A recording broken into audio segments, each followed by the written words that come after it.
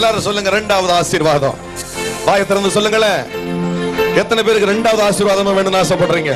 இரண்டாவது பிள்ளை பிறந்த உடனே அவன் எப்ராயிம்னு பேர் வச்சான். ஏன் தெரியுமா? அப்பதான் அவன் சொன்னான், நான் சிறுமைப்பட்ட இடத்துல இல்ல, நான் கேவலப்பட்ட இடத்துல இல்ல, நான் தள்ளப்பட்ட இடத்துல என் தேவன் என்னை பலுகி பெருக செய்தா. ஐயோ, ஊழியக்காரங்களை விசுவாசிக்கிறீங்களா?